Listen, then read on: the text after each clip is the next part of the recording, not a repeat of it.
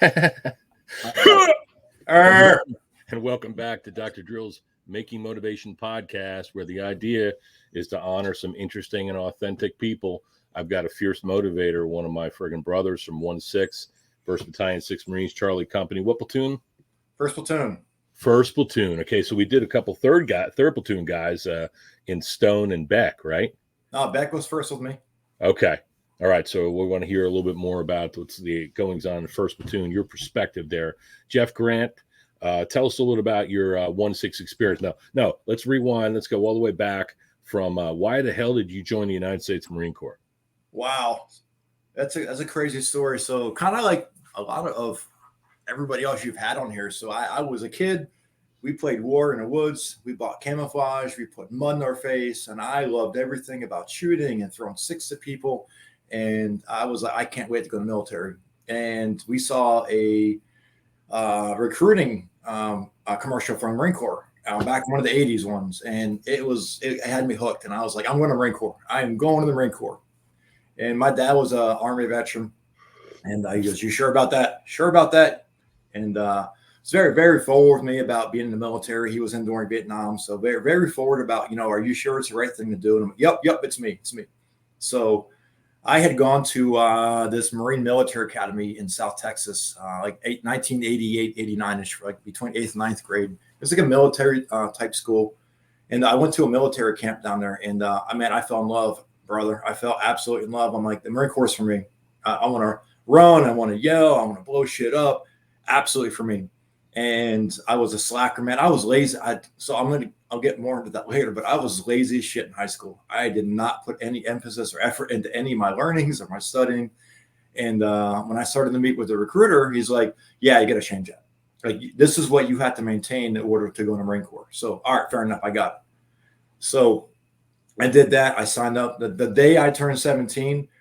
The recruiter came to my house and we were signed up for the delayed entry program. And my dad was like, all right, it's your choice. You got it. Fast forward, June of 93. There we are at Parris Island, all having fun. From Pennsylvania, never really dealt that heat before. So that was the initial 2:00 in the morning. What the fuck is this? Getting bit by bugs. Never in the yellow footprints. So, oh my God. Yeah, so that whole summer and had a blast. I fucking loved boot camp. I did. I absolutely loved it. I loved to me, it was like my dad always yelled at me growing up, so it wasn't anything different. It was just, you running now and getting yelled at versus just standing still and getting yelled at. And so going through boot camp, learning Marine Corps, learning history, and man, that set me for my future, every bit of it. They really do a great job. I was, I was talking with the other guys about that. I feel like for an organization, the history is so rich.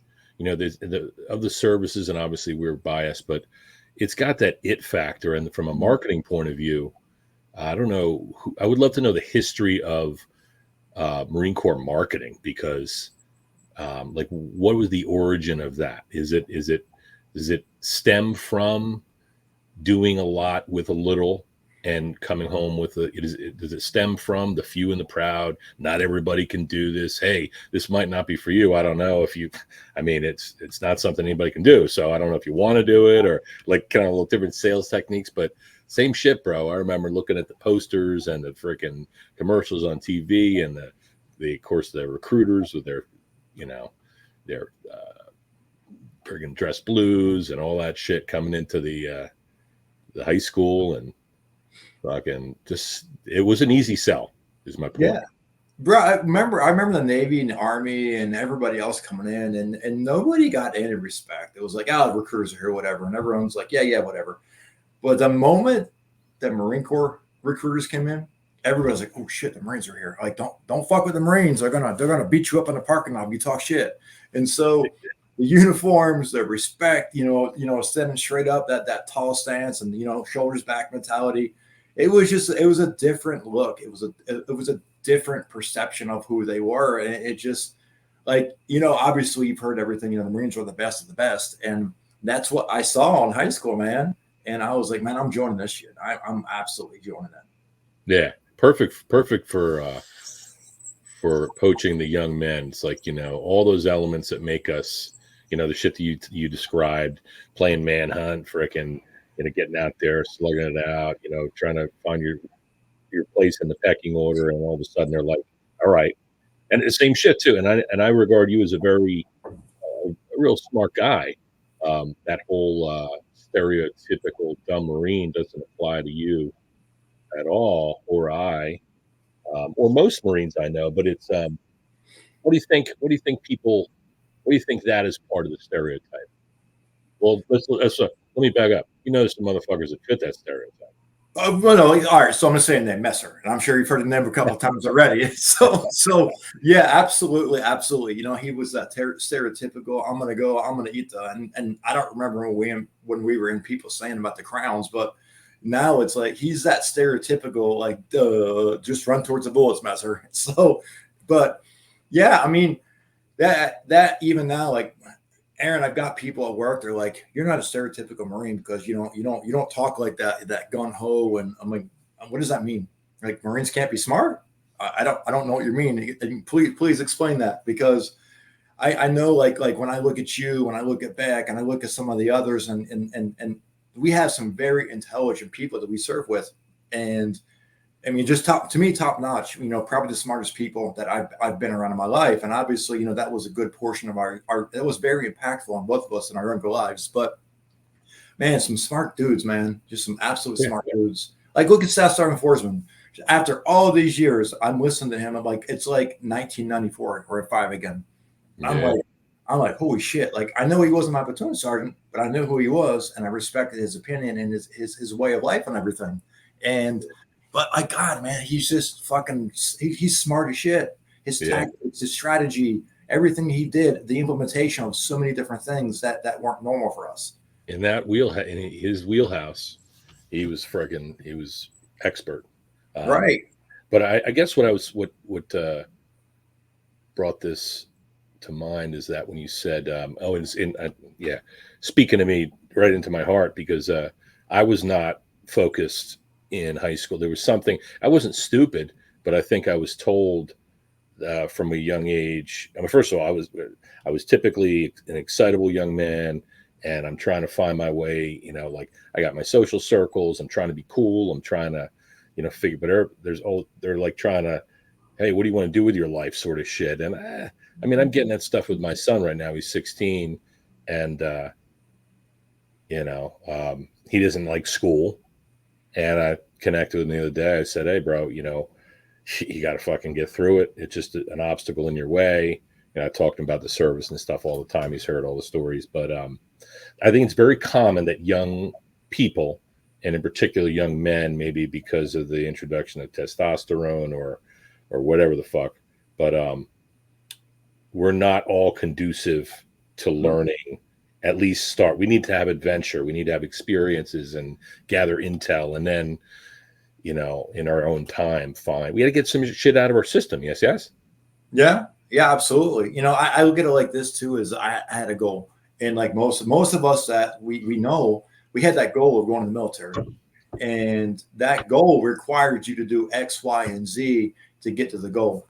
So being at school, being or having grades that were enough to get by in certain GPAs, things like that. And like, if it wasn't for my idea of going to the military, I'd be like, yeah, fuck it, whatever. I'm going to sit around Pennsylvania. I'm not going to do anything. The area I was in was not one of those areas where you're going to go out and become this successful person in that area. It's not that area. It's not. So if it wasn't for that goal and me having to accomplish everything in between to get to that goal, it's kind of where it was, brother. Yeah. And it's in the facility, the training, the the throwing down of the gauntlet and saying fuck it. I mean, if it was the studies were one thing, the scholastics, the ASVAB, the fucking no tolerance policy with drugs, right? All that stuff. Like, there was a standard. Hey, if you're going to join, you want to be like all these other guys that are just got back from boot camp, you need to get down to PI. You need to meet a certain standard. And then, so you get down to PI, and you said you loved it, as did I. You remember the folks that didn't seem to understand, like, it's like, what was their experience? Because I mean, there were some that you get in there, if you got a platoon of 100 or so, there's always a percentage that they didn't look like they were ready for it at all. Like mentally, like they thought they were, but they just completely lost their shit during the training. You guys have anybody like that? I mean, how strong do your units start? So I think we had, oh man, shit. I think we graduated at 60 something, maybe a little bit less, give or take. I don't remember. I know we had like probably 80. It had to have been 80. I know because we dropped a good bit of people. And we had everything from the kid that was confrontational. The MPs came and got him. Was yelling at the DIs. They were up on the quarterdeck, all schooling him, yelling at him in his face, spitting, putting their fingers out there, things like that. And he's like, F you, F you, F you. And next thing you know, they're all like eyeballs, and the MPs up there arresting him, taking him away. So I mean, we had everything from that. We had the guys, the fat bodies, what was it? The red stripes on the sweatshirts, I think it was. Or is that? Yeah. What was there was like two different colors in the sweatshirts. I don't remember. I thought it was just horizontal stripes, because I remember guys like the red ones, right? We got out to our unit, when we got out to friggin' 1-6, right? There was still like that remedial PT thing where they had to fall out, and they still had those boot camp skivvy shirts with fucking the lines on them, right? Yeah, that sucks.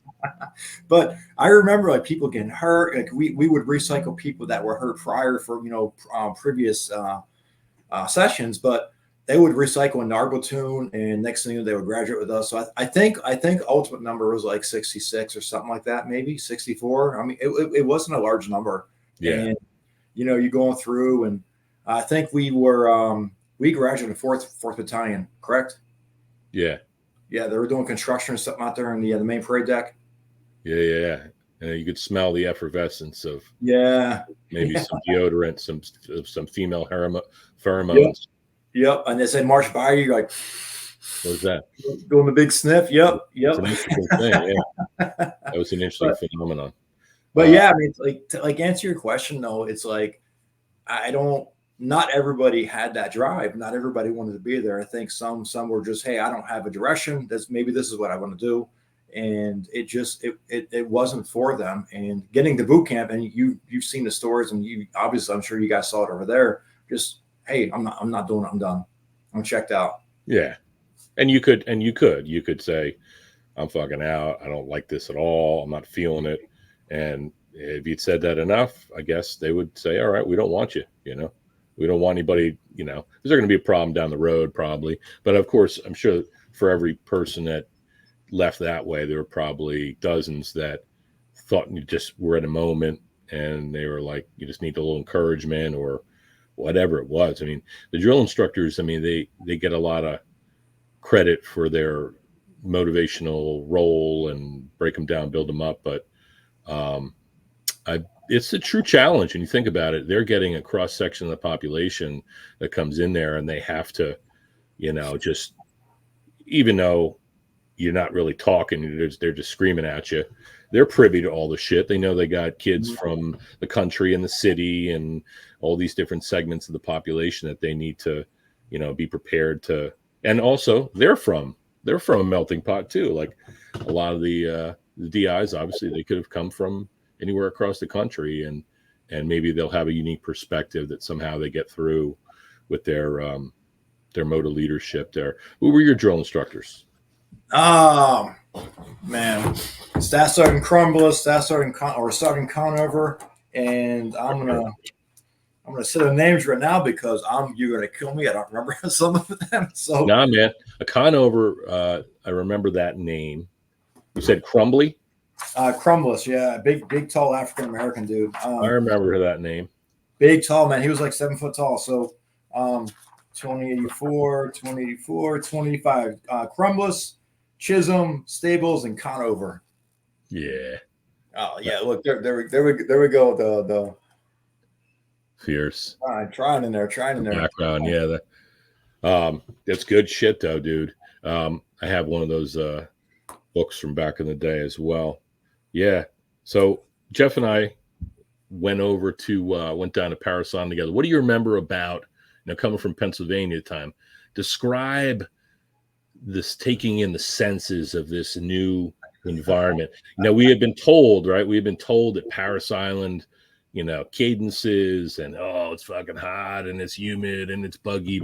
Describe, what you remember of that whole riding up on the bus and getting off. So as a kid, I'm going to preface it with this. As a kid, we used to go to Florida a lot, and I'm like, oh, I know heat.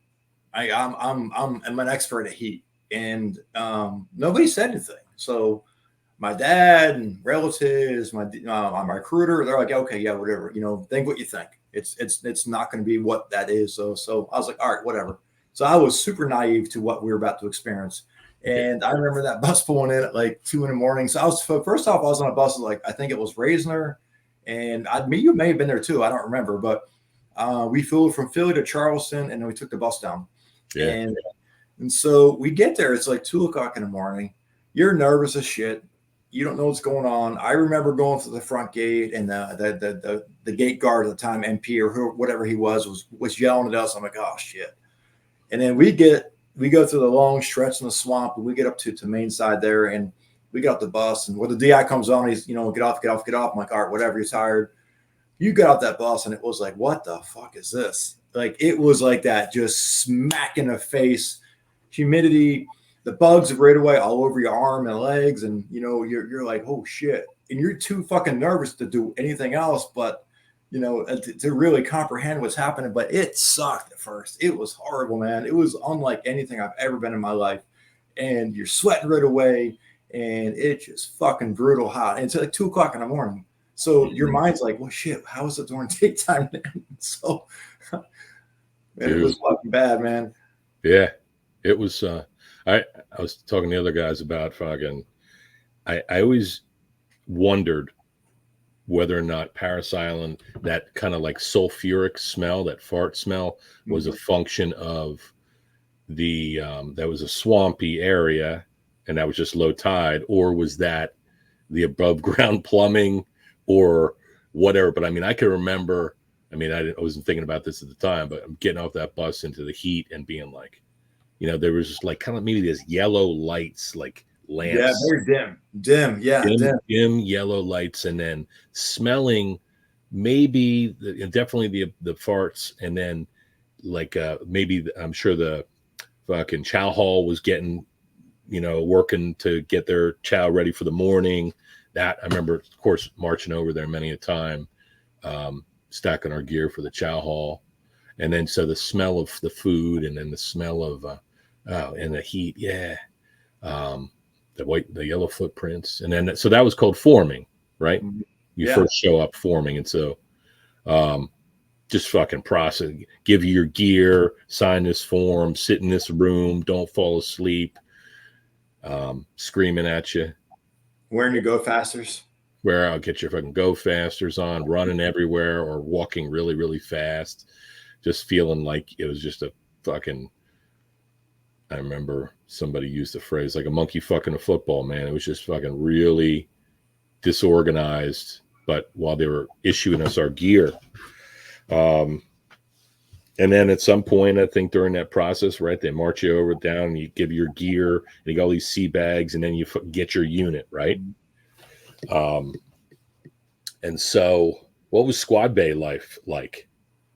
So I remember, so we were top deck, and so we were middle deck. So 26 above us. We were middle deck. Okay. And we get in, and we get in there, we get our sea bags, and they yell out, you're getting set up to get your laundry numbers, and you're just running around type thing. They're like, hey, school circle right away. And you get in there and you're like, you're completely disorganized. You're fucking tired. You have no idea what's happening. Everybody fucking stinks. Everybody smells, and people not taking showers properly. So you got all the body odor. And you're like, man, what am I doing? What's going on?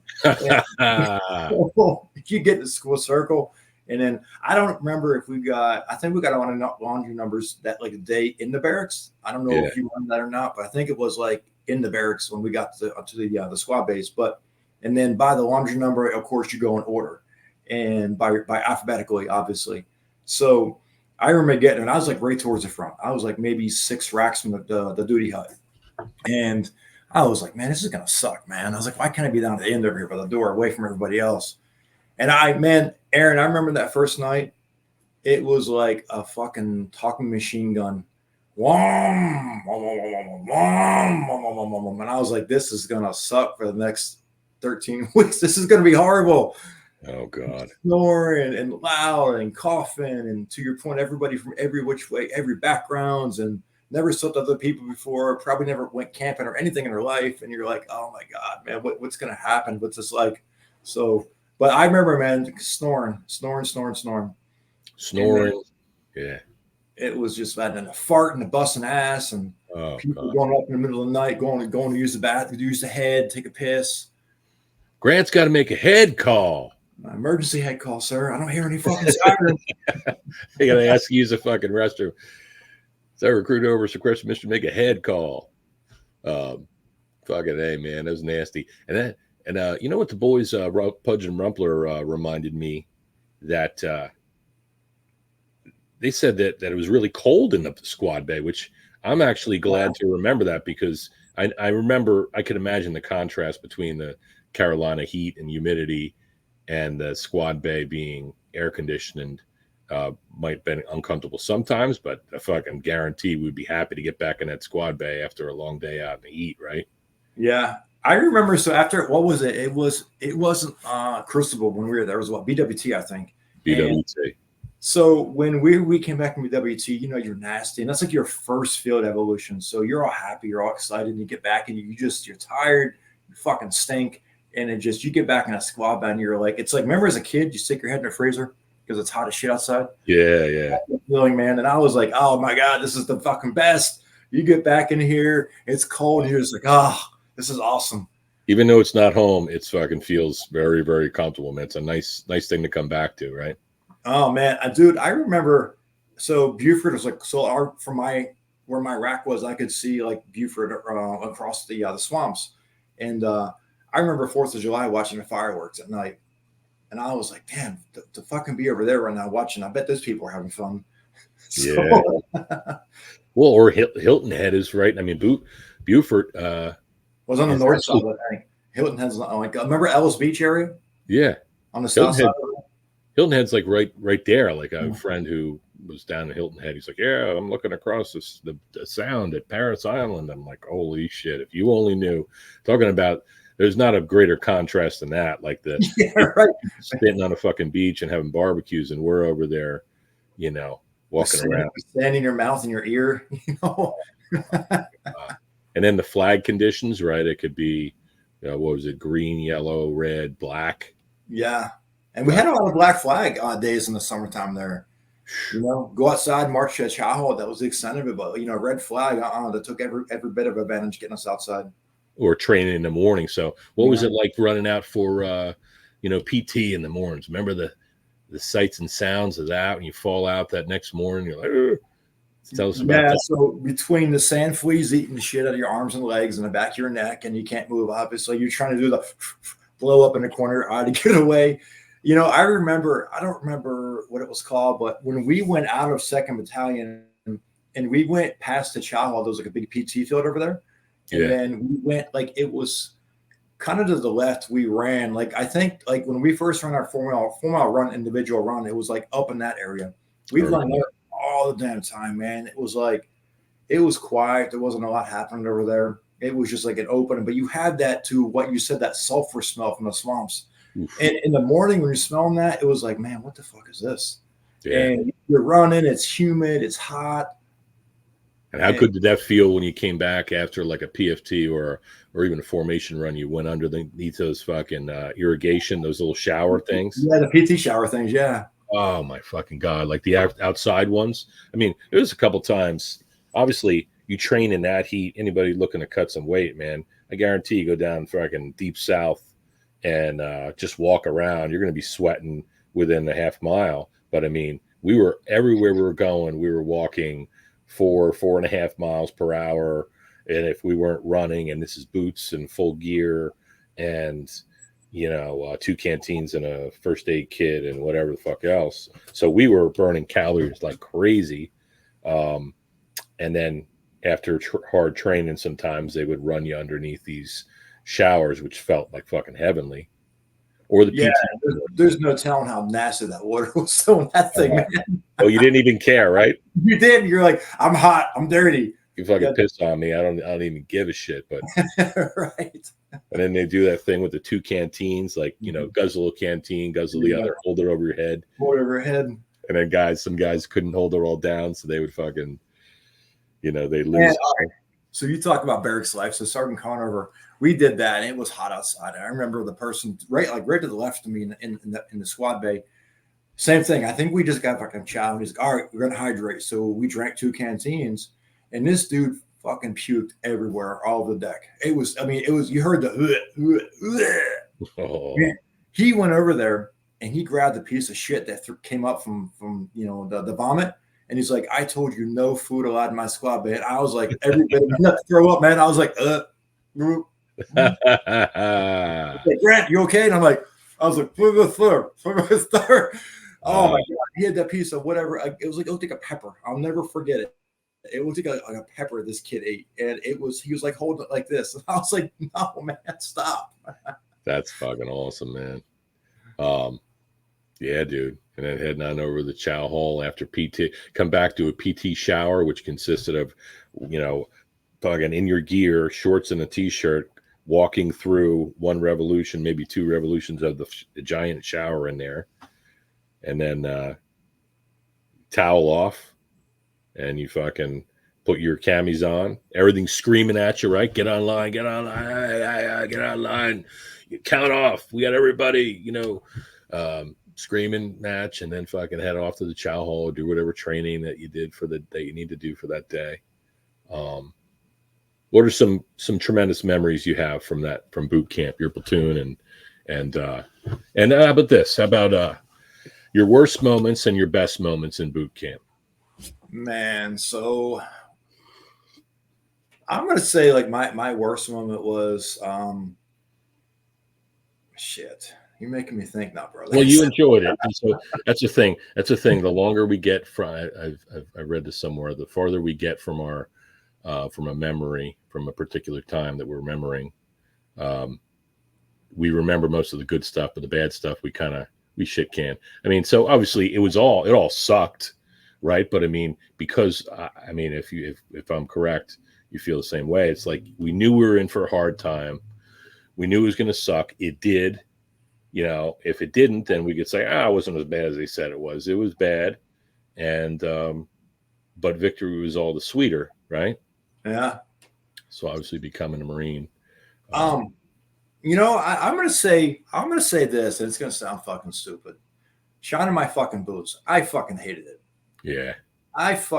We sit there at night, have to shine your boots up and get them all sparkly and shiny. And, you know, we had the old school Cadillacs. We didn't have any kind of core frame or any patent leather in boot camp, obviously. Yeah. So shining, I fucking hated that. I fucking hated shining brass and get fucking never dull over your damn hands, and your hands smelled never dull for six hours or whatever after. I hated that, man. Same, dude. I'm glad. On that note, I'm glad. I know some guys went to the barracks duty.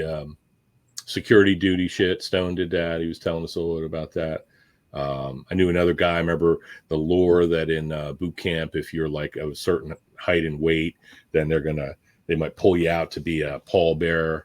Mm-hmm. I mean, it seemed like cool at the time, but who the fuck would want to be a pallbearer? I mean, it's a great honor, I'm sure, but imagine you spent your entire fucking enlistment in DC doing ceremonies and shit like that. No, shot and everything up. So I had one of my good buddies from high school went into boot camp, and he went a couple months after us, and he went to 8th and I, and he goes, it was cool at first, and he goes, I didn't like it. So he was there for about 2 years, and he's like, I hated it. The last year, he goes, it sucked. It was just the first year is cool. You get to march around and do all this cool stuff. You're learning everything. You're learning the different drill movements, things like that. But after, he goes, no, it sucked, man. It was not anything. And then he gets the fleet, and he goes, what the fuck is this? I'm like, yeah, welcome to the fleet, dude. The fleet's way different from 8th and I. 8th and I is very, obviously, you're by the commandant's house, so very, very, very strict on all the different rules. Yeah, in the fleet, we don't do shit like that, man. People grow their hair out 0 to 4 inches, and you try to look as much as a Marine. You try not to look a Marine. Like, you go out on the weekends, you grow your fucking hair as much as possible. Yeah. You're trying to disguise yourself as a civilian. Yeah, and everybody knows, like, oh, look at this twit over here, man. You know, he's on 96 right now, so your hair Low is like reg. that long in your chin. Yeah, get that fucking low reg going. Some people really push with the low reg. Yeah, man. But yeah, to answer that question, though, the polishing and shine and stuff, I didn't like that at all. I Yeah. know it was part of the game, and it had to be done. I did it. I just sucked it up. I didn't enjoy it though, man. And then, like the best thing, I love history. I absolutely love history, and I love to learn the history of the Marine Corps. 'Cause I never really, like, I didn't do a lot of, I memorized my general orders prior to going in, and that was with some, some help from family members that were in the military. But like the history of the Marine Corps, the battles, the significance on certain individuals the chesty pullers, things like that. So, boom, boom, Yeah, baby. exactly. So, I mean, that I absolutely loved it, man. We used to go to, I don't know, it was like a classroom. We'd go there and we'd study and read through this stuff and go through the different, sessions of who the Marines are, things like that. And I love that shit. Yeah, it's special, man. And I'm sure the other services have their equivalent of that, but like iconic Marines. I mean, we're looking at John Lejeune, fucking, of course, Chesty Puller there. Yeah. There's Gunny, Basilone. Yeah, Basilone, and then fucking Dan Daly. Dan Like, Daly, nice. these guys are like larger than life, and the what is it? Sergeant Major Dan Daly was gifted the Mameluke sword, or no, that was Presley O'Bannon or something like that. All that shit, right? Who's the first Marine aviator? A.A. Cunningham, sir. Oh my God. Yeah, I forgot that one, man. You could have quizzed me and I forgot that one. So when I was in boot camp, man, I was how they just arbitrarily will give you a position. Maybe you're a scribe, or God forbid, fucking be a scribe or a guide or a squad leader or whatever. They made me knowledge recruit, and I would have to like stand outside of the fucking chow hall, or whenever we were waiting in formation, I'd be like, significance of Battle of fucking Chapultepec, or what's the first general order, recruit. First general order is, if again, what are the 3 types or 5 types of combat patrols? Recruit. 5 times combat control are keyword races, raid, ambush, da da da da da. So yeah, the history is very special, and it's one of the things that, again, I don't know who created. Like, I have these thick books that you would get. Maybe you go to like a fucking Barnes and Noble, and they got the oversized books that nobody buys. Over the years, somebody had got me like one that's got a canvas camouflage cover, and some of the little kids that come in here to the office with their parents, the one boy always grabs it and he's flipping through it. And I'm sure if I went through it, I'd probably learn a lot more, but I'd see a lot of familiar shit about the rich history of the Marine Corps. And that's one of the things, though, like part of the recipe, right? It endears us to something larger than ourselves, even beyond serving our country. It's like you're serving this incredible organization that, we're brotherhood and do anything for one another. And from the fucking emblem to the isms, and there's so much that really contributes to our love for the organization, our allegiance to the organization. It creates that, to me, like you just said it. It's like the love for the Marine Corps. It creates that brotherhood mentality, and that's what, to me, that's what the instilling was. Like, you're part of this now. Like, you're well, not yet, obviously, but you're going to be there soon, and you're going to be part of this. So make the best of it, and make like this exactly right here.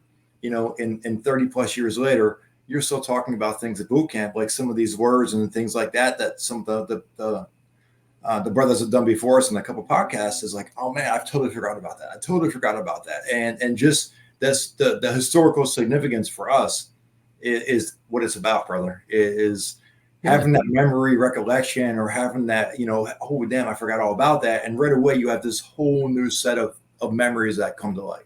Yeah, and that's forever, man. And that's one of the things that I really and I it's like after doing something like that, having the experience that we had, it colors everything thereafter. You know what I mean? It's something that's always with you, and then um, you get to reconnect with the guys and some people that have had the same experiences and share them. And that's one of the, not to get off track, but that's one of the things that we talked a little bit about before we went live about the podcast here. I can, dude, there's dozens of guys that you know and I know that have contacted me and said, "Hey, I saw the one with Grant. I saw the one with Williamson and Rumpler. You know, I heard the one about with Forsman on it. That was great. You know, um, people that have come out of the woodwork that are kind of like there, like you might be, you know, affiliated with them on social networks or whatever, social media, but they see something like that. And they're like, I know that fucking name. I want to listen in. And every single one of those guys who have made a comment or liked a post or whatever, I've contacted them and said, "Hey, I would love to hear what you have to say too." So, and my point is that I think that it's going to enrich and reconnect that brotherhood and the experiences that we share, because you get out and then it's like, "Fuck, man, what do I do?" So, Right. Right. Brother, and I look, you have done an amazing job on this and getting us rekindled, getting us chatting again, and creating some of the groups, doing the ventures in Philadelphia. And I'm sure we'll get into that here in a little bit. But I mean, yeah, you've done an awesome job, man. You really have. And this is, again, hats off to you for this. it's love, man. It's love. All right, so we get through boot camp for an awesome experience, holding our chests out, friggin' shoulders back, thumb along the trouser seam, and then we go to Marine Corps, Marine combat training, and fucking SOI and Geiger. So you did that there too, right? Yep. Yep. Um, Where were we? I think we were what, Echo Company in boot camp? Was it Echo Company in boot camp? yeah, And then we were what, Fox Company at MCT? yeah. God, see, I forgot all that shit too. Yeah. So we're living on Geiger. They call us Geiger Tigers at that point now. What does a Geiger Tiger look like, Jeff? Man, I haven't heard that in 30 plus years. So I just came up with that. To me, we were a bunch of just awkward looking kids. I'm sure we were a bunch of awkward looking kids that were trying to find direction to MCT and what that looked like. So we had a bunch of instructors there, and I don't remember anybody's name, any of the instructors, but they. Oh man, Geiger Tiger, man! Like, you're fucking fresh, you're new, and you everybody knew your boots, your absolute boots. Yeah, they think your fucking jeans, blouse with a pair of boots over the weekend, or a Roy Pulley out in town. So yeah, the attire, the showing up and being so motivated coming back from 10 days off from boot camp, and then you show up to Geiger, and then you're back kind of like you're starting over again a little bit, but everybody's like, "Hey, Devil Dog." I remember checking in, everybody's like, "Hey, Devil Dog, you're right over here. We're in this platoon, this is where sir, yes, sir. Yeah. And then the fucking whole thing with the colors, right? Where we were like so fresh that they was still like they expected us to now to observe all those customs and courtesies. So every time the colors would come on, which is for the listener, for the viewer, that is it kind of sounds like do do do do do do do do do do do do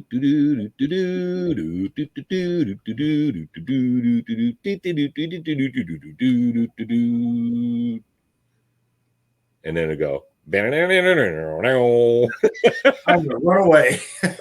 Yeah. So there was this custom, right, where you fucking if you're outside and you're out walking around base going to chow or something, and that starts, and you're just walking. Me and Jeff are walking. You got to stop and fucking salute, in the facing direction of the flag, and then you carry on. But there was a custom where guys would always try to get over where if they're going to chow hall, they'd hurry up when colors was coming so they could get in the chow hall and not have to observe it. Or remember when you had to like pull over your car? Yeah, on base, stop the car on the side of the road. Like cars would stop on the side of the road, and then guys would be like in their car, fucking Just At sitting there attention in your front seat. observing these customs and courtesies. Yeah.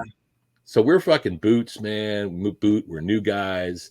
We're thrown back into that kind of that pecking order scenario. So we're all competing a little bit and trying to still be studs and tough and all that shit. So then Marine combat training is our basic stuff, and then we went to the School of Infantry, and we got through that, and then now we're out to 1-6. And then if you look in Jeff's background there, this is our unit emblem. So what was it like arriving at 1st Battalion, 6th Marines, Charlie Company, Grant? Hold on, man. Can I back up for a Yeah, second? yeah. So MCT, do you remember? I don't know. I didn't hear Tillman say it. I know he's mentioned it before, though, but we broke the record for the 20-mile hump at the end. He said that. Yeah. So I'll never, ever forget that. So we hit that 20-miler. I remember we hit the captain.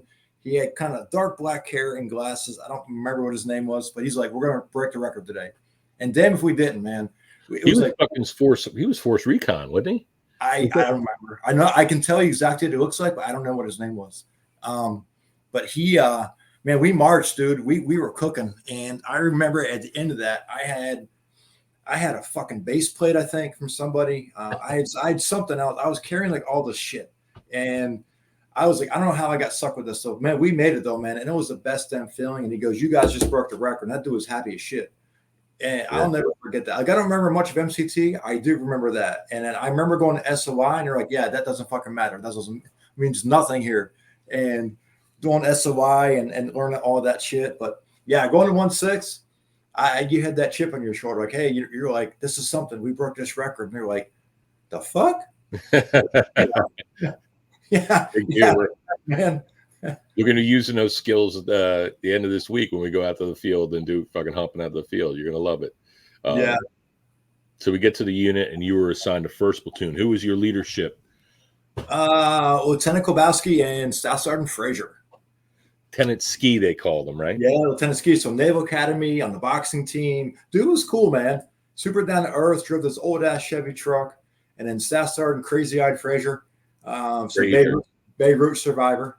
He was in Beirut when the shit went down over there. So, man, that dude was awesome. He was an awesome leader. He truly was. And for us coming in there, and that's our first real leadership in our unit, they really set the bar pretty fucking high, man. Yeah, he was right away. Yeah, he was on point. He didn't tolerate shit. So I remember one time we were up in Philly, and I was fucking late. There was a snowstorm or something like that, and my fucking dad called down there, and he goes, "Hey, my son's gonna be late," and so I remember the conversation. He's like joking with my dad, and they're having a good time. And I get down there and go, "Oh, this is cool. This guy's awesome." He goes, "Get the fuck get in the company office now." Man, I got in so much shit for my dad calling him. Really? He said, "Why can't you call me? Why didn't you call me?" He goes, "You're my Marine. Your dad's not my Marine." So, man, yeah, but he was awesome. He was a great leader, man. He really was good at tactics and things like that. So, you remember when we first got there? I know everybody else said it. We had the first fucking run. It was snowing outside. Yeah. I was like, "What the fuck, man?" I was like, I've never loved running. I've never, ever. And to get running in the snow, I was like, "Yeah, this sucks, man." And yeah. He ran by. He was running around, yelling at all the booths, all the new guys, and of course, all the other guys that were there from the 91 period, or what I think 91. They were like, "Fucking this is normal shit, whatever, man." Yeah. Captain Wells. Captain Wells, yeah. Remember he would try to like kill your spirit with sun gods and shit like that. You'd be out there for like, it felt like 4 days doing sun gods up, down, over, palms up, palms down. He liked to see, I mean, I guess it's an officer thing. Like how hard can I push my Marines to make them strong so that we can do everything together? But, so looking back, it was like, that was pretty cool that we did that. But that was, I remember all kinds of motherfuckers strung out, all over got everybody kind of like, you doing this at one point. Yeah. And then running, because it was, even though it was, I guess, it was company PT, or was it kind of like the company in a big gaggle? That's what it wound up being, right? So we ran to the woods across the street, and like when you went across, so we were on 8th Street at that point, and there was like, I don't know what the main street was right there, but you ran across the street. It was like It was almost like a squad leader's trail. And we ran down through there. It was slippery as shit. It was fucking cold. And we were on our gray PT gear. And everybody's fucking running around and everyone's bitching. Everybody's yelling, this fucking sucks. And this is horrible. And yeah, that was pretty bad, man. Christmas was coming, right? Christmas. Yeah. Yeah. It was a couple days away. And then I remember it got hot. Remember when Air Alert, like when we first got there? Yeah. So we couldn't go anywhere and do anything. So Christmas we're there. And, you know, I remember Lieutenant Ski and Staff Sergeant Frazier came in and they had a barbecue for us out there in front of the, because we were on the first floor. And we went outside and they had a barbecue grill set up and they were cooking. I was like, man, this is pretty cool. All right. And I think Staff Sergeant Frazier's wife came and she had all these like different desserts for us and different drinks. We were fucking drinking beer and there was Cokes. I was like, man, this is pretty cool. Actually, I like this.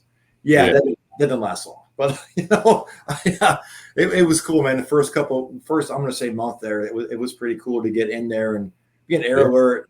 Getting pink bellied. Yeah. We went right out to CAX. Somebody pointed out, I forgot this because I just remember getting there and then doing that run and then kind of like, you know, because they were light before we got there, right? They lost a bunch of guys that just got out. And then so we refreshed it and we kind of filled out the company. And Christmas is coming, but before that, we pumped out to we went to 29 Palms. Yep. You remember that? Yeah. So we were, what was it like? Because we were doing workups. And before the workups, we went to 29 Palms. And I think that was what, March, maybe? April? Yeah. And that was interesting there. 29 Palms. Fucking easing in. And when we came back, we were kind of salty. We were working up towards that first. You said March because when do we pump out to? When do we get on the float? When did that begin? I think it was November, December because we were gone for Christmas again. So I think it was November, December because it was what 94. Yeah, it was November. I think we left.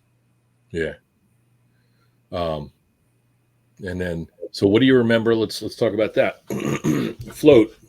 How was describe living on the USS Ponce and our training and our liberty and maybe some cool happenings in your berthing or fucking abroad, wherever. So I was on the advanced party, so we had to go up to Norfolk and meet the USS Ponce. So I forget. I think it was Oster. I don't know. I think it was Oster, but there was a bunch of us. And so we get flown to Norfolk. We're up there, and our job was to do fire watch before the ship departed to come get you guys off of Onslow Beach.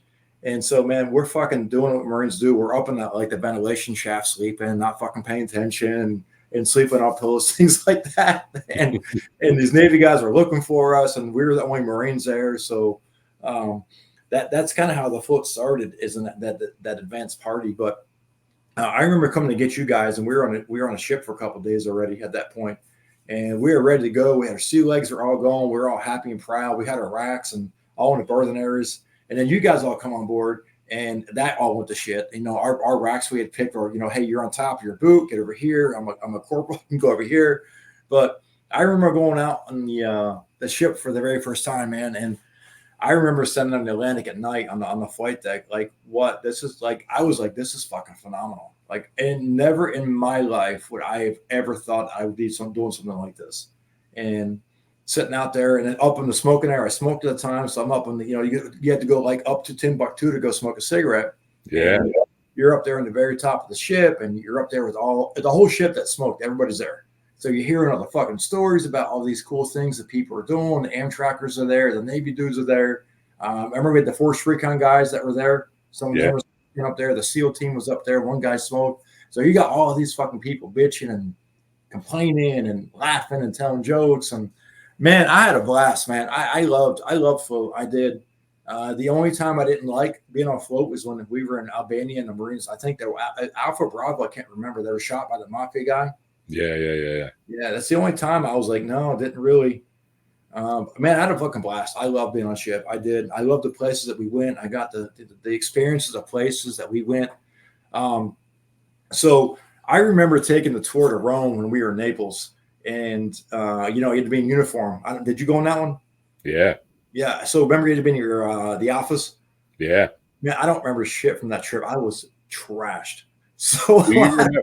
No, you fucking remember. Now, I don't know how many buses there were, but do you remember the fucking Force Recon guys were shit house drunk, and there was that chaplain who looked like kind of like a ventriloquist dummy. yeah, yeah, yeah. And remember him?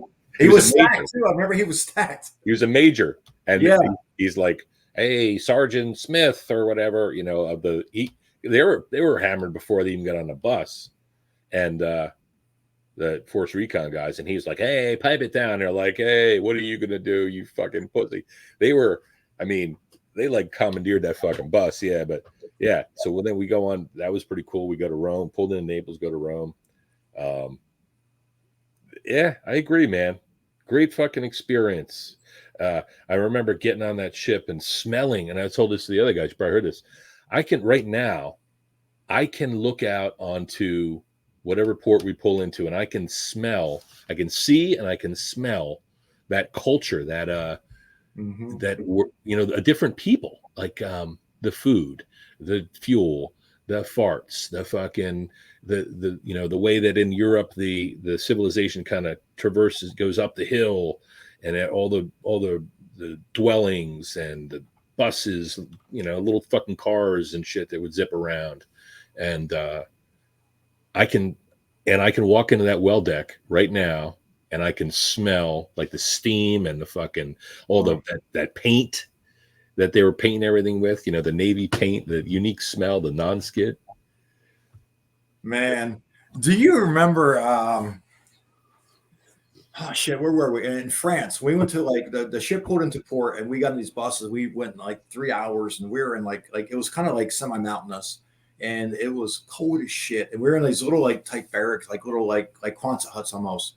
And we walked for like, it felt like 6 days to do training. And we were going through. Remember, it was this old ass French town that nobody lived in. We were walking through it. Yeah. Well, do you remember the dudes in the bikes that would come and deliver? They would deliver croissants to us. Croissants, yeah. How about the smash sandwiches? Remember the smash? Yeah. And to this day, man, I fucking love croissants because of that. Yeah.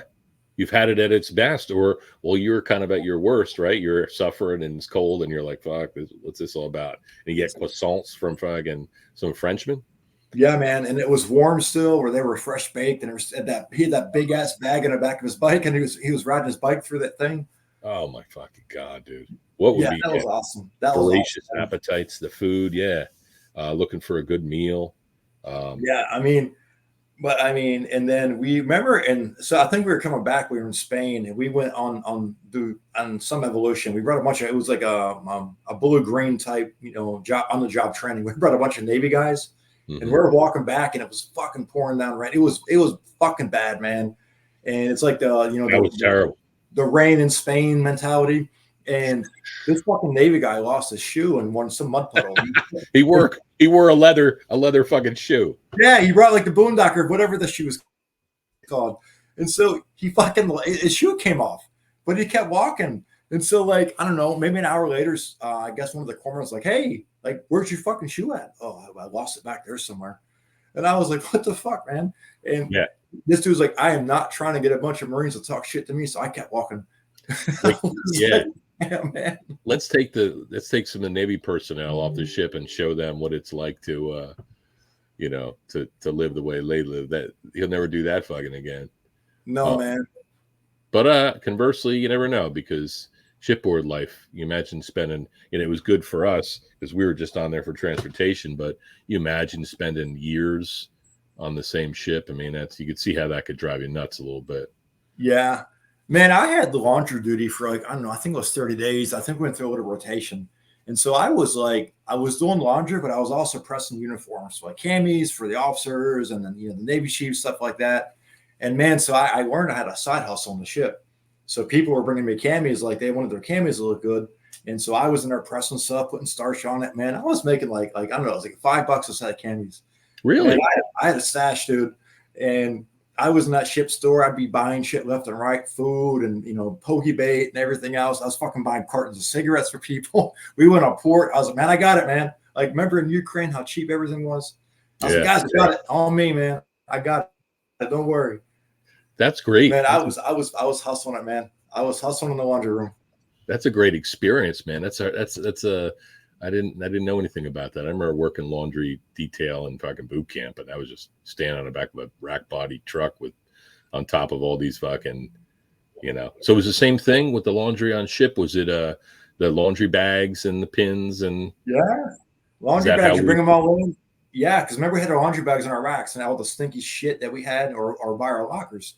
And so they had this cart. They bring everything in and dump it down. And I just put the whole bag, man, right into the chute. Did the laundry. And then, whoever, Gunny or whoever, it was mostly the Amtrakers. They were like, hey, man, get $5, iron my canvas for me, please. I don't want to iron it, iron my canvas for me. I was like, all right, man, I'm on it. Man, I'm telling you, man, I'd make a couple $100 a week, man. It was awesome. That's excellent. That's outstanding to hear. What else on ship? I remember this thing. This is kind of a strange memory, but I remember in our little, I don't know if your berthings had to be right by ours, but there was this fucking. We're right above you guys. Yeah. So that friggin' restroom that was up there. I remember there was this strange, here you are, you're in this floating city, a small floating city, and you're in this restroom or head, and you got a couple sinks and a couple fucking pissers and some toilets and shit. And there was this one pipe. I remember I would hit the fucking urinal, and there was this one pipe, and you looked out, you could see the water passing you by however many fucking feet below, 30, 40, 50 feet below. And sometimes just out of fucking curiosity or feeling a little bit, I would piss out that fucking hole. I would be like, my piss just went out into the fucking Black Sea or something. A part of my fluid from my body is now floating around this world. Like, how worldly are we? Going out on that fucking flight on the flight deck, coming across from the aft starboard port side aft. I remember there's a way you could come up that way and then walk across the flight deck to chow hall, right? And you see the boat just kind of fucking. You could see the horizon and whatever the fuck was going on. You're in formation, and like you're standing there, and you see ocean, sky, and your legs are compensating for. And so remember in formation, you'd be the back and forth like this. And that's just that's from the stories, man. You try to talk to people, and they're like, "Wait, what? Like, wouldn't the ship flip over?" I'm like, "No, trust me, it didn't flip over. I'm still here. Trust me." So you're rocking like this back and forth. That's amazing. That is amazing to have done that, and to have that experience. And then pulling in. I remember we're going through like the Straits of Gibraltar or whatever. Is that right? Sound right? Yeah. So I that was one of my things I had, and I have the it was Realm of the Tsars for Ukraine. We were the first ship during since 60 years or something like that, and I had one. It was the Straits of Gibraltar and Realm of the Tsars. So these two big pieces of paper I got, and man, I was looking for them before this call, and I couldn't find them, and I was like, man, that's fucking right. That's awesome right there. That's amazing, man. And I was listening to something about the Russia-Ukraine war recently, and they said like it was 1993. It was only 1993 or something like that Ukraine won its independence, and we just pulled right in. Yeah. Just after that. I mean, so I'm sure it meant something to me at the time, but it was like, fuck, we're coming right in, and pulled right up to the port, and they had a big parade for us, and it was pretty. Remember the Ukrainian Marines that were kicking bottles off each other's head in front of us? Yeah. That's the thing. That was like a humbling moment, right? Yeah, right. We thought we were such badass. Yeah, we're like fucking, hey, fucking grab, twist, grab, and pull. And we're gonna show you this. Check out our fucking kick your ass self-defense. And they're like, fucking line training over here. Yeah, right.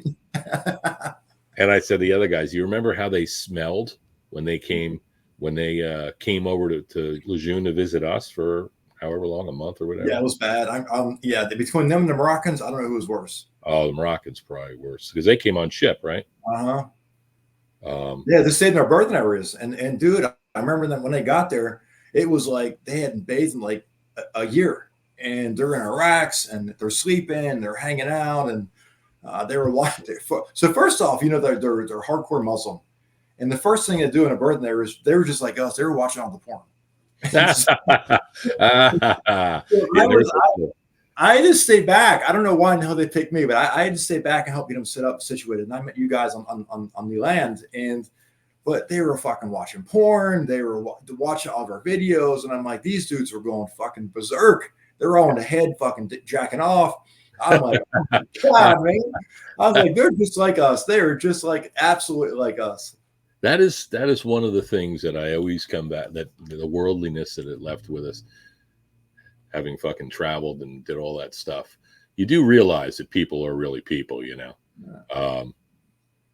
But yeah, I remember that. I remember doing I was part of a demonstrating line training to them. We were like on a beach or something, and I was part of this group that was engaging them in line training techniques, and they were interesting. And then the kids, so the locals would come running down the hills in shower shoes and ask for chocolate, and they want to give you hashish, Yeah. chocolate, hashish. Remember when the tracks would go by their little huts or houses, like they're gonna fall down. You see them like shaking like this, and you're like, "Oh my God, man!" Because they had the top hatches open so you can see, and you're driving by, and I'm like, man, that fucking house is gonna fall down, man. And the guy in the track was like, "Shut up! Who cares?" The track. Talk about, what do you remember of the Amtraks? Oh my God, I fucking hated it. It was cool. Like when we first, they were like, "You guys are track company." We were like, "What the hell's that mean?" Like, I want to jump out of helicopters and be in boats. I mean, that's what a Marine is to me. Yeah. Like, oh, you're gonna ride this Amtrak thing, and man, never in my life. If now when someone tells me these things aren't going to fit, I'm like, yeah, let me talk about it. Yeah, it's going to fit. Trust me. And so, Yeah. You got like 28 people in this thing. It's made for like 8, whatever number, and you have like 28 people with full gear. You can't fucking move. You're like stuck for like an hour or whatever time it was, and especially at the back of the ship, man. Like that was the worst. It's terrible. Like, you out the back of the well deck, and you get that first drop, and you don't know what the fuck's happening, and you're like the guy up front's like, oh, and you're like, what? Shut up! And so you get that drop, and it after a while, it was like, whatever, man. You're smelling the JP, the jet fuel in there. It's bad. The exhaust in there. It's not. I don't know. Look, I didn't like it. I didn't. It was terrible. Back, and you're running out. That ramp opens up, and you run out. You don't know what the fuck's going on. Everybody's following each other. Yeah, we didn't have any couth when we rolled out of those things. It's like because your legs are numb probably, and somebody else is sitting on your leg with a pack. We're all disciplined, we're all like disciplined to the nth degree, but then you drive around for fucking 3 hours in the back of I use the analogy, it's kind of like a chainsaw with no, like you're in the inside of a chainsaw, and then they let you out, and you're like, you come out, you got fucking shit. You don't know where your gear is. I got your rifle, right. Pulling H harnesses, trying to pull your rifle strap breaks, and your rifle strap falls down. Your rifle's hanging. Oh my God, it's a fucking shit show, man. It really was. I don't know, man. But yeah, I don't know if it'd be any better to be like those rubber boats. They look pretty cool, those Zodiacs, but that had to be pretty miserable trying to navigate the they would pull off out of the, what was that, Bravo company? They were boats. Yep. Yeah, Alpha was Hilo, Bravo was boats, and we were track. Yeah. I would enjoy the I enjoyed those Rigid Raiders we did that one time. Where you remember we did the Rigid Raider stuff in the New River? We're training for whatever deployment, because they were pretty cool. And then you learned that some of these guys, that was their MOS, like to drive either the Rigid Raiders or then the other bigger ones with the gunboats and shit like that. Yeah, that was the Rack, the River Sawcraft. Yeah. Yeah, the flat bottom one, the fast one. Yeah. That wouldn't be a bad gig, No, that was awesome, man. That was a blast. I remember that. That was awesome. Yeah. Cool. So we got to float. So we do float. We come back. Now we're getting a little salty, putting a little time and grade in, a little rank perhaps. And yeah, what was your favorite port on Libo though? I'm gonna say Malaga, like everybody probably. Yeah. So Tourmaline.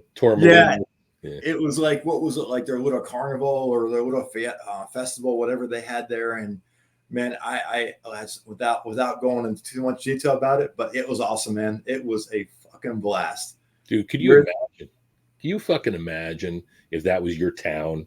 Like, you know, here we are, 40, almost 50 years of age. You imagine if a bunch of boats pull into your port town and a bunch of these dickheads jump off, and Yeah, right. I mean, it's just it's quite the quandary, man. Quite the position we put these people in. Thousands of people just intoxicated, acting foolish, getting in fights in your town, and all this different shit, man. And yeah, I remember I woke up on a park bench a couple hours. I don't know. I forget what the hours of Liberty were, but it was like pretty close to us coming back to the ship. And Yeah, I was done. I was trashed, and I woke up and I was like, oh shit. And I forget who I was with, but I think I was like with so Cruz and Pretty. I think I was with them, and they're like, come on, we gotta get back. We'll get it back. And I go, get your fucking ass up, hurry up. And I'm like, what? Man, it was awesome. It was so awesome. I mean, that just one thing about the float that I would change now. I mean, I know we were kids and that's kind of what we did, especially as young Marines. But man, I wish I would appreciate the places that we went versus getting trashed and not remembering where we were. Because I don't remember half the shit that we did in the ports, and going to get trashed, you know, spending all my money on vodka or beer or, you know, whatever. what I think that is, I think that's a, you know, I wax philosophical sometimes about why young people, particularly young men, are prime candidates for military service. Like, because we're not risk averse. You know, we're looking. There's something that we need to do. Like, we need to go out there and sow our oats and have experiences and test ourselves. And so that makes us great warriors. But it also, you know, makes us go out and fucking raise hell. So that's why it's like, I mean, how the hell you rein that in? It's part of the deal. It's part of the, and now when I think about it, you know, the guys that we looked at as our leadership, they were probably 30s, maybe close to 40, the most senior guys, and they were doing the same shit too. They were right at different levels, right? They just had more skin in the game. They might have a family, some more responsibility. We had no responsibility, and so we were irresponsible. We went out and, yeah, I know what you're saying now, man. I would love to, like, I've been thinking a lot lately about getting more serious about travel and domestic travel too. Like, there's a lot of places that I've probably seen more places in the world than I've seen in the United States. So I want to go out and I want to see explore our country, and then I'd like to get back out to some of those places that we had gone. Like, I had somebody the other day come in. He's like, "Oh yeah, I took a business trip to Portugal." I'm like, "I was in Portugal," but all I remember from that was drinking and acting a fool, and also like walking down this cobblestone, kind of like a square where there was like restaurants and markets, and they had like these suckling pigs hanging in the fucking windows, and that was like, you know, where you went to, you know, get some, you know, traditional food or whatever. But yeah, I mean, you see the one with Beck and Stone and I, where we had our Russian hats. Yeah, rabbit hats, yeah. Yeah. So like all those little things you remember, or Australia, you know, it's fucking just tremendous memories. And so I wouldn't take any of it away. So then we come back and we do some cool training and stuff. We went to Cuba, and we closed our enlistments in Oki. What do you think about Oki? Man, I loved Okinawa. So I had an uncle that was a history teacher, actually in Naha. And so I knew growing up, you know, a lot about Japanese, the culture, things like that. Our neighbors growing up in Pennsylvania were from Okinawa. So I was like, man, this is awesome. Like, I get to go to a place that I've heard like these stories my whole life. And we get over there, And same thing like Paris Island, man. I remember when we got off the airplane. First off, that what was a Tower Air that we flew over from Cherry Point, I think we left from. Yeah. So we go over to Tower Air, we get over there, and we had our weapons, we had everything, and we get over there and we get off the plane, and it was fucking humid as shit. It was like it was worse than Paris Island. It was like that extra, double tap in the face. And I was like, man, I remember sweating immediately. You're soaking wet. And you sit in the fucking airplane. What was like 20? We flew to Alaska, then I think mainly Iwakuni, and then down to Okinawa. So it was like, I don't know, however long the flight was. And you're already fucking pissed off. You're tired. You're cramped up. You want to move around, and then that shit hits you in the face. And then we remember when we first got there, we had to go to the gym and empty our sea bags out. Yes, custom. So they had their customs come check. So you can't have any pornography or stupid shit. The whole list of things they gave you. And you're in the gym and you got to dump all your fucking shit out after it took you 6 hours to pack it up in there. And so you dump it out. And I'm like, all right, whatever, man. I just want to find somewhere to go to sleep. And then we go to the barracks. And I'm like, this is fucking nice. Like we had those 2-man rooms, the shared bathroom. Yeah. I'm like, man, this is fucking nice. And I had a very end room, the very top deck and very end room. And I'm like, man, this is fucking great, man. Like I'm not complaining about this shit. No, the barracks are pretty nice. Yeah. Common areas, cool. The only thing that sucked, man, is we were at the fucking top of the fucking hill and had to walk downhill for everything. And then the walk back sucked, man, back uphill. Yeah. Yeah. Made for some good PT. Yeah. Fucking. One thing I remember from that flight, remember when like halfway across they had like civilian flight attendants and they gave us a little fucking wet nap for our faces. That was like fucking orgasmic, bro. It was it was warm, moist towel, and we were all just disgusting sebaceous fluid. Poor Nuns over here. We have our weapons on the thing. On the plane with us. Yeah, Nuns got a fucking saw underneath his seat, and he's already 6'5" or whatever the fuck he is. And he's all cramped up on this. It seemed like I always thought it was like an Asian airline because everything was smaller anyway, or maybe it's just because we have more gear. But Okinawa. Remember the pear apples? We call them papples. Yeah, papples. Yeah, I do to this day. I eat those still. They're good, dude. I remember like because the little ones you can get them here. They seem like they're maybe baseball size. Those are like softball size and so abundant. I guess maybe they're an Okinawan crop or maybe Korean or wherever. They're regional fucking crop because they were like unlimited supply. Yeah, man. Chow Hall, the USO had them. And I remember when the USO was right by the barracks where we were too. Like right across those little walkway, and the USO was right there. And they had all kinds of apples, and there was another fruit too. I forget what the fuck it was called, man. It was a little bit smaller. I think it looked more of a pear.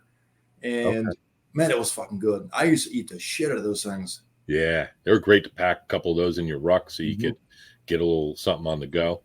And you needed that because the terrain there was pretty good terrain for training, right? Yeah. I mean, it sucked, but like very jungle, hilly, right? Mm-hmm. I remember going to the rifle range, and you had to go through outside of, I think it was Kenville's a town. And you had to go outside of Kenville, and there was all the signs like, we don't want Americans here, get out, you're damaging us, whatever it said. And it was in English and Japanese. And then we went down to the rifle range, and then all those farmers were there, and it was like this crazy ass little road going down the rifle range over there. And it was I remember field ops, the jungle, seeing the old machine gun bunkers from World War II. You're like, oh shit, what the fuck is this? And just that creepy, hey, that I know what happened here type thing. And then remember the NTA, Northern Training Area, that nasty swamp shit we had to go through. Yeah. So that was probably some of the best training that I recall us doing, man. I mean, Okinawa was pretty good. Hey, remember that remember when we did that I mentioned this with the other guys. Remember we did the friggin' hump back from NTA or whatever it was? And the guys the CO marched us back to fucking Schwab. And then he went around and around and around. You fell out. Yeah. He fucking fell out, man. You know what? It goes back to like the leadership thing. Yes, it's like, hey, I want to push my Marines. I want to see we need to be able to accomplish incredible things in Marine Corps form. So we're going to fucking push this company. We're going to be the hardest company in the battalion, and he was a casualty of that. So I don't know if there's a cautionary tale there, but I use that. I'm teaching anatomy, so I use that silver bullet story about the lore about getting the butt thermometer, check your core temp. I'm like, you guys got to stay hydrated, if you don't, you're gonna get a fucking silver bullet, man. You're gonna get, hey, check it out, silver bullet, here it comes. Fucking terrible. So Okinawa, that was cool. We went to some cool ports, cool deployments from there. We went to Australia and Korea. I missed Korea, but I heard that was cool. Yeah, Korea was cool. In fact, I was showing my wife our 1.6. I got the Okinawa one right here. So this is our little 1.6 book, and it's got the Korea stuff with all the different. The Mountain Warfare School, the thing we went to, the Rock Marines. Yeah. And man, the Aussie Slash for Life. So we went out on this like crazy looking like little wooden type bridge with these two inky dinky ropes on it holding it up that could barely hold anybody. And you got like 8 Marines out there, and it's like shaking back and forth like this, and it's about to break. It's like one string away from falling apart. And there's the Rock Marines underneath, like, like little monkeys going back and forth. They're like, all right, come on, let's go. And we're all like, stop. We're scared shitless out there. And the Slide for Life, all that stuff, man. But yeah, that was same. Like, so Korea was the same, man. Well, first off, at night, it was absolutely fucking cold. And I never forget this Korean dude on the bike, just like in France, giving us moon pies. And this dude brought all these fucking moon pies, and we were trading like MRA cookies or whatever he wanted, and he was pretty picky like we were with those. And I want this, I want that. But he would give us fucking moon pies. Man, I fucking destroyed some moon pies, man, out there. And this dude was so excited about MREs and everything MRE. But again, he's on a bike. And you're in the middle of fucking nowhere, so it felt. And this dude just riding his bike through it. It's no big deal with these fucking big bags of moon pies. Probably made bank, dude. Probably, yeah. I mean, he's it's I don't know. Like a roach coach. Like a roach coach back on Lejeune or some shit. Yeah, right. Yeah, whatever you got. All I have is half a tray of fucking Big Ziti. Give me that whole fucking tray. Get out of here. Man, I remember that we'd be at the range and the roach coach would come out there, Mountain Dews and bullshit food and. Oh God, yeah, you need it. Yeah, that would be a good deal, man. Get a roach coach, get a vendor permit somewhere near a training area. That's where I'm going to go out to the fucking going out to Verona Loop. Yeah, right. All week I'll be out of Verona Loop in my roach coach. Man, hot rats. Oh my God. All right, so we come back from Okinawa, everybody splits. You we EAS, or we get honorably discharged, and so what happens? You get out of the Corps, you go home. Yeah, so I'm originally from Pennsylvania, and then I went back to, my mom had moved to Atlanta kind of mid-service, and so I changed my home record to Atlanta. So I went down to Atlanta, and not knowing like none and all these fucking people are there, because way before like Facebook and all this cool technology. But so I go down there and I'm out for, I think it was 6 months. It was probably quicker than that. And I was like, man, fuck, I can't do this, man. So I went back into like an active reserve component thing for MWS 472, which is like a bulk fueling unit for MAG 42, which is the air wing for the helicopters. And it was HMLA 773. And I forget what the fighter jet, I think they were the 16s, maybe, or the 18s. And so I did that, and probably about a year into that, they were like, hey, we're disbanding, and we're going to move to Arizona. Do you want to go to Arizona? I was like, fuck you, I'm not going to Arizona. And so I took a lateral over to 4th Lab Battalion, which is low altitude air defense, Stinger missiles, and it was full grunts. So it was like being back on a grunt unit. It was awesome. And so I was in charge of training over there for them. And so I did training for that. And then Same thing happened. I was there for a couple of years, and then we deployed to Iraq. And when I got back from Iraq, they were like, "Hey, we're getting rid of the unit. Fourth Recon's coming in. You want to go to Fourth Recon? You got to take an NDOC, but you can do the training into over there." And it's, yeah, no, I'm not doing NDOC now. I'm getting out. So I got out. So I read 12 years. I picked up staff sergeant, got out, and decided, hey, it's time to go. I'm done. I did my tour in Iraq, and then I got out, and I worked. Did some bullshit jobs, man. Worked some jobs at different bars, different things like that in Atlanta. You know, kind of trying to find my groove. And I actually was in Miami for a little while too. Came down to Miami. My intent was to live on the beach for a while, not do a fucking thing, grow my hair long, and become almost like a hippie-esque. And that lasted about maybe 30 days. And decided my career is a lot more important, brother. So I started working my career at that point. Yeah. Which brings us to the present day. What's going on now, man? You're a family man. You're a career guy. What?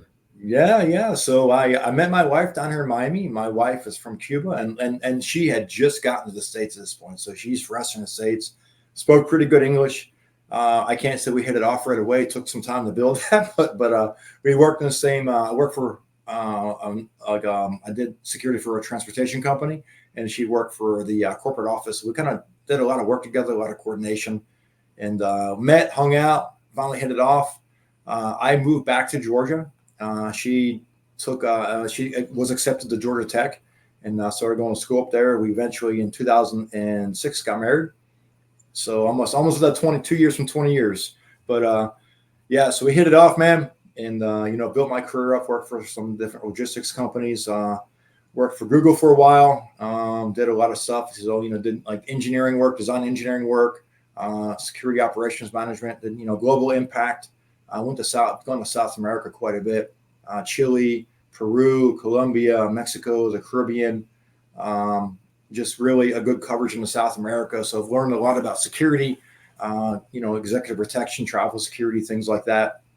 And I've got, well, I will say this, like one of the things in the Marine Corps, I'm gonna give credit to Staff Sergeant Barry for this one is like, he's like, just apply yourself. Cause I did. So one of the things like when you mentioned before about, remember the guys in Weir Boots, they were the senior Marines when they got out like 95 ish and all of our new Marines came in. Like before that, man, I was just like, and I mentioned in high school, like I was just barely making it. I was like, all right, whatever, it is what it is. I'm doing my thing. I'm maintaining. And he got there and you've worked with him, he didn't tolerate that. And he called me out on it. He goes, "You're better than that, man. No, you're better. No, you can do this. I see it in you." And he was fucking right. And I don't know, man, it was a 180 click of a button in my mindset and my running got better. My aptitude got better. My due diligence got better. Everything got better. And I'm gonna say this on this. It's recorded. It's live. I attribute that to him. And that idea of being a leader and what a leader is about, man, and just mastering your craft, being good at what you do. And you too. I mean, Aaron, same thing, brother. You've always mastered your craft. You have every bit of done that, man. To this day, you mastered your craft, man. Mm-hmm. And just having that mindset and just kind of going through and owning what you do. So just doing that in my career, learning different things, trying to be the best, like the subject matter expert at what I do is where I'm at. So current state, I work for Amazon. I control security and loss prevention for the whole state of Florida for Amazon. Very involved in a lot of different things. Actually, I write policies for Amazon for compliance purposes, work with the public policy teams, things like that. Involved in a lot of different things. I'm on a Warriors board within Amazon to hire and recruit veterans and to mentor internal veterans that are going through different situations, whether they're about to get out of the military, the reserve, or whatever it is. So very involved in that veteran community. And one of the cool things I'm going to say about Amazon, so we are required to do so much like professional development, community service, volunteer hours, things like that. So last year in November, right before the Marine Corps birthday, remember Captain O'Grady that his plane went down like right after we left? Yeah. So I got to meet him. There was a big thing here at the YMCA. Amazon invited me. I had no idea who he was going to be there, keynote speaker or who this person was. And I get to the event. And there was a couple other people I work with. I'm like, "Hey, Captain O'Grady's like the keynote speaker." I'm like, Like I was on like the USS Ponce in the Gulf, and like this, it's like right at or right before you went down, like because I think it was Eighth Marines that went and got him out, and it was right after we left, right?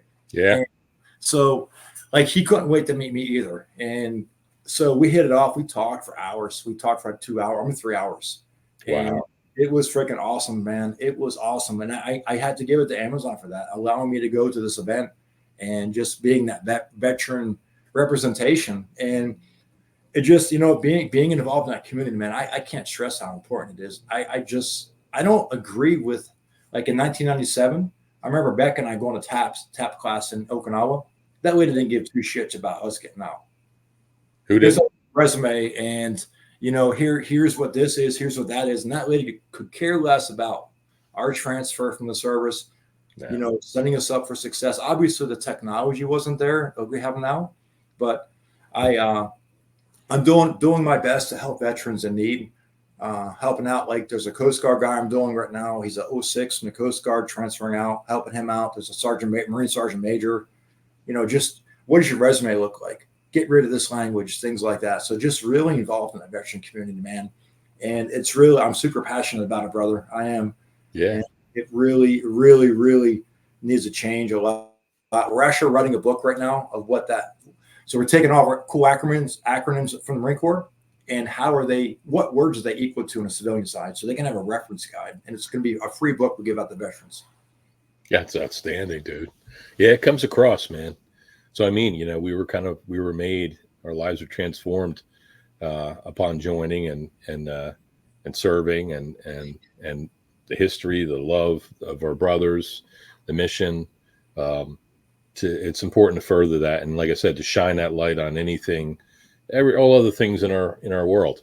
You mentioned um, Barry at Rascal. Let me tell you something. On video, I'm after his ass. I'm looking for him. I'm trying. I told him he liked one of the posts. He was. I'm going to say he was the single most. He was my mentor. Okay. He did the same thing that he did with you, and many others. He When he came to second platoon, I was a corporal. We got to know one another. He showed me, because as you mentioned before, you get out in the fleet and it's fucking, like, okay, I'm here, I'm doing my job, and you keep your nose clean. You do your best, but it's kind of like it becomes the usual. You become a little bit like, okay, what do we do? We're going out to the field. We're going to work up for deployment. We're going on deployment. We're going to get drunk. I want to go home on the weekend, so I'm going to swoop fucking home and see my sweetheart or whatever. And then you're like, okay, most of the time, if my memory serves me correctly, you don't want to, if you thought you're going to be doing this for a career, when you get out, when you get closer, or in the early days, within the first 2 years, you're like, fuck this, man. I got 200 days and a wake up, right? Yeah, Right. guys were counting down to get out, and so then you pick up a little bit of rank, and then you meet somebody like Doug Barry, somebody like a fucking Judd Baker, and so many others. But those two guys, I describe them as being cut out of the same cloth. I know they were in 1-6 before us. I know they both came off the drill field, so their stuff was sharp. And since that's where we all begin our journey in the Corps, maybe we responded to that. Maybe they reminded us of our drill instructors. They just were squared the fuck away. But Doug, he showed me also that life could be a little bit better in the Marine Corps and even in Jacksonville. Like we started hanging out a little bit together after I picked up Sergeant, and we were hanging out at the marina. I met a girl, fell in love. I'm like, holy shit, this is actually pretty cool. People treat you with a little more respect. I'm getting laid here. I got a pretty good life. I could just about imagine that I could continue this journey and stay in the Corps. Guys like him, but fucking, you ain't kidding, bro. He's long story short, he liked a bunch of these posts he's seen with some familiar names and faces. But I said, hey man, we got to get you on there. We're going to call it Making and Mentoring Marines, and get you on there. And so he didn't reply. And I know he saw my shit because I'm savvy, social media savvy. I know he saw it. But you know what? If I can't get him on here, it would be criminal. I mean, I can't imagine why, because it would just be kissing a guy's ass for 2 hours because he's a special person. But so him and so many of our leaders and our brothers really color our lives, man. Just tremendous human beings, and so they should be honored. And that's what this whole fucking thing is about. I really want to hear what everybody has to say and compare notes and relive those experiences. And then next time we get together for the birthday, which we've had some great experiences with that, we'll have even more to talk about. And I don't like when I talk to somebody after a while and, for some reason, I'm not in the loop and something happens, like we lose somebody, or somebody's got a situation that maybe we could help or would want to help them, or just to run something by. I mean, if I know that if I needed you guys, that you would want to help, And so we all have the same trials and tribulations in life and can use all the possible support, even as we are in the civilian sector. But so what have been your experience on the Philly trips there? We've done a few of those. So I gotta say, I've absolutely loved it, and I bring my brother along with me. So my brother was a Marine too, and so I bring my brother Mark with me, and he loves you guys, and so I brag about it to people I work with, and they have no clue about anything Marine Corps, and they have no clue what the Marine Corps is. Most of them here are from South America or Cuba or Dominican Republic, and they're like, I don't know, okay, whatever. But I'm like, if you ever want to go somewhere to where a group of guys have spent it could be 4 years together or whatever time frame, and you go back to that very same personality, that's what it is. 100% what it is. You have a good time, you go out, you talk shit, you knock sandwiches out of people's hands, you get tattoos in a tattoo shop, you're wrestling on the floor between Oster, Stone, and I, wrestling on the floor of the tattoo shop. So you get, you get one 6-part tattoo on your wrist, and then the guy at the tattoo shop is fucking laughing because he knows you're veterans, you're having a good time. And it just, I gotta say, I fucking love it. I miss it, and I'm hoping we can do it again. I know it's COVID kind of put a curveball there, but I'm hoping we can do it again. Yeah. We did it. Look, we did it fucking a bunch of years in a row, and then it becomes. Tell us about this. Yeah, so this is from Philly, everybody. So one of the years we go up there, and I think it was the second year. We had parked. Well, we parked at the hotel, right? I forget the name of the hotel. It was an old city, yeah. Old City Holiday Inn or something like that. Yeah. And so we parked there at the hotel, and we walked down to where the Ton Tavern thing was, or to South Street. And on the way back, there was all these loose bricks in the street, and I guess around the tree roots or something was coming up, and none was like, hey, six and bricks. So sure enough, we went down there all loose, and we all got a brick, and I made this note. It says "Good night, Chesty," wwherever you are. You can see that. That's very special, dude. So I got my brick. And my brick's been with me since we had I don't know if it was the first year or second year, but that brick's been with me. It's been everywhere I've been. So it's not allowed to get thrown away. But yeah, man, I love it. I do. I love the fact that we get together. It's like being on a float and we go to a port. That's exactly what it is. We get there, we talk shit, fun. If anybody fucks with us, they're going to get the side eye. And, we're a bunch of old dudes. We're not going to do shit now, but we're having a good time. And, the tattoos like Chara waiting like 3 hours for that fucking cheesesteak, and then Stone comes up and knocks it out of his fucking hand right away. So I mean, just some stories. You and the old St. Joe's Church thing. I don't know. I to this day I cannot fucking find the recording anymore. But that was gold, dude. I think somebody, we've all changed phones since then, but somewhere in the bowels of a Google account or whatever is that thing where basically what happened was, for the viewer, we were coming back from some bar like 2-3 in the morning, just hammered. And this is in a busy city, the city of brotherly love, old city. So it's one of the nicer parts and the more historic parts of the city. But nonetheless, half a dozen of us, 10 of us walking down the thing. Guys are nut shotting each other, Capital Thailand, Bangkok. almost going to blows. And then we're in front of this church, and I'm reading the thing, and I'm like, the old St. Joseph's Church. And then I go into a roll. I'm like, the old St. Joseph's Church on this day in 1697, da da da. And then these fucking assholes are in the back, like clowning me or whatever. And I kept starting over. And it's just, very special to get together. But one of the things that I think that it happens, I imagine this happens with like old college buddies or whatever too, but like you get back, when you get together, you revert back to 30 years ago where we didn't have any skin in the game and we're just, no liability or anything like that. Now we all got families and shit to go home to.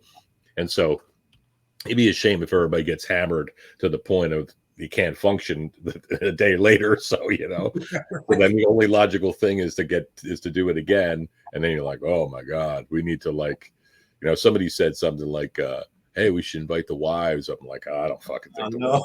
I don't think that's a good idea, but very, very special. So we will do it again. And we'll, I think that this, doing the podcast and reconnecting with the guys is going to be precursor to that. And like I said, we can get 10 people on this. So even when we get together, even if it's 10 of us, we can connect with, a shitload of other guys and have a good conversation. Talk shit. That's awesome. That's awesome. Yeah. I remember the very first year that we went up for the birthday, I rode up, none and I drove up from Atlanta, and we talked like two fucking kids in my truck for that 12-hour drive. And that 12-hour drive felt like a 3-hour drive, if that. We were fucking talking. We're like, man, we had just this right here. We were talking about stories about some of the shit we used to do, the stupid things, the good things, the bad things, the dumb people, the messers of the world, things like that. Man, and on the way back, we were fucking hungover as shit, and we did the same shit. We were talking. We had a rest stop experience where some guy was fucking hitting on none in the bathroom, and it was fucking awesome. So, yeah, it's important to do this every now and then. So we're gonna have to put it together. And same thing, man. I love every bit of that shit. So it's great to get everybody together, and we'll make it bigger and better. Plus, you got the fucking now Cookies is no longer Cookies. I think they still might celebrate it down there, but Cookies sold to another. Yeah, somebody told me that Cookies, the daughter who inherited the business, is a bar down in South Philly. What a shithole! Basically, they close this for the viewer. If you're unaffiliated, they close this entire block in front of this seedy bar in Philly, and all these Marines, young, old, from every conflict, every time, every job in the Corps, they closed down the road, and they have a beer tent, bunch of fucking kegs and t-shirts and sweatshirts and shit you can buy, and everybody just sitting there reminiscing, and the energy it's electric. It's incredible. And so that is something that's always part of our trip when we come down. So cool. Yeah. All right, man. This has been 2 fucking hours there, Jeff.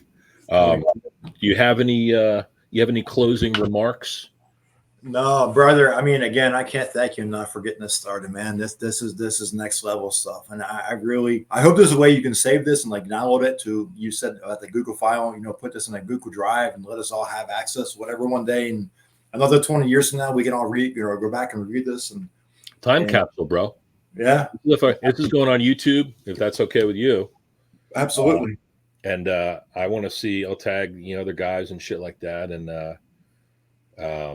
again, this guy, Jeff, there's some people that I knew of, but I didn't know them very well. But they're like, they reached out and said, hey, I've been listening to these. And then, they appreciate it. And so that makes me want to do it even more. and get everybody's perspective. I mean, I had a guy, and this hat actually is a little conversation piece. This old salty 80-something-year-old guy, Joe McCarthy, he's going to come on. He's a former Marine, I think just after Korea, that time frame. He served, and he's got his old school stories and shit like that. But he came in with one of his guy that lives in his community, like an over 55, and he is a deceased Marine. He came in like 4 or 5 hats and different memorabilia and shit that he the widow gave to him. And so he came in and brought it to me, and I've had this thing hanging in the back in my office here, and I just decided to put it on as a little conversation piece. But the other day, if you haven't seen it already, there's this dude. His name is Dan O'Hara. So he's in Squid. He's a former Navy guy, and he's talking to me from home and talking about his experiences serving on the Guam, years ago, and then working for the railroad for 50 years. And this guy, I'm asking, like, hey, would you be willing to talk to me? He's like, yeah, I would. And he's obviously he's towards the end of his life, and he's telling these stories and reminiscing. That's good for him, and it's good for us to share these service stories and to celebrate that, and to do more of it. So I want to talk to anybody who will listen or who's willing to have a conversation about that. And I think that'll maybe put a little spring in his step, and it certainly does it in ours. So we'll keep doing this, man. So man, I would say this, like, I've been fucking excited all week about talking to you. When you text me, I was like, hell yeah, I'm ready, man. I'm ready. So good. This is one of the best ones I've done, man. You really have, I feel like you really have spoken very freely and eloquently, and your enthusiasm is palpable. So it'll come through, brother. And we're only going to get better. So Semper Fi, love and respect to the family. And so your family, hey man, Semper Fi, brother. Yeah, same shit, bro. All right. Enjoy the rest of your Sunday. You too, brother. Thank you, man. Thank you. You.